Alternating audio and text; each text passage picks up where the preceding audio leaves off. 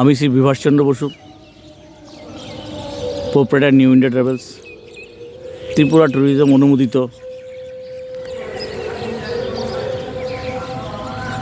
একজন tour operator. পর্যটন রাজধানী উদয়পুরকে নিয়ে আমি সবসময় আমার আধিকারিকদের সঙ্গে কথা বলতাম কীভাবে উদয়পুরকে সারা ভারতবর্ষের মানচিত্রের সঙ্গে একত্র করা যায়। সেই সুবাদে উদয়পুরে একটা রেল স্টেশন হোক, আমি গভর্নমেন্ট অফ ইন্ডিয়াকে 2007 সাল থেকে চিঠি লেখা শুরু করেছি এবং উদয়পুর থেকে যাতে যাত্রী ট্রেন এবং একটা ট্যুরিস্ট ট্রেন উদয়পুর থেকে সারা ভারতবর্ষের সঙ্গে লিঙ্ক আপ করা যায়, আমি সবসময় চিঠি করেছি।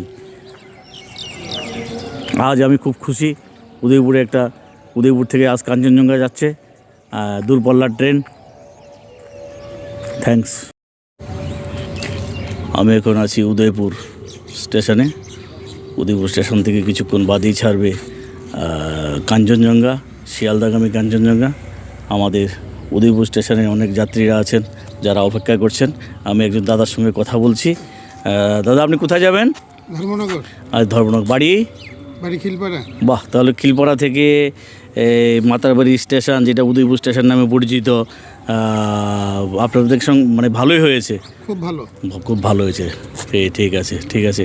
তো আপনি আজকে ফিরবেন নাকি না? ইচ্ছা আছে আজকেই ফিরে আসার। আচ্ছা, ঠিক আছে। আমরা দেখতে পাচ্ছি অনেক প্যাসেঞ্জার দাঁড়িয়ে আছে, দূরপাল্লা যাবে। হ্যাঁ, এখানে আছেন অনেক ফৌজি লোক আছেন। হ্যাঁ, ওনারাও বাইরে যাবেন। गुड मॉर्निंग सर, आप लोग कहाँ जाएगा?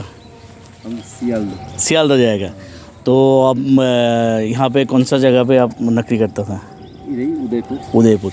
ওনারা উদয়পুরে চাকরি করেন, ফৌজি ডিপার্টমেন্টে আছেন। ওনাদের জন্য আপনাদের জন্য সুবিধা হয়েছে এই স্টেশন হওয়াতে। খুব ভালো হয়েছে।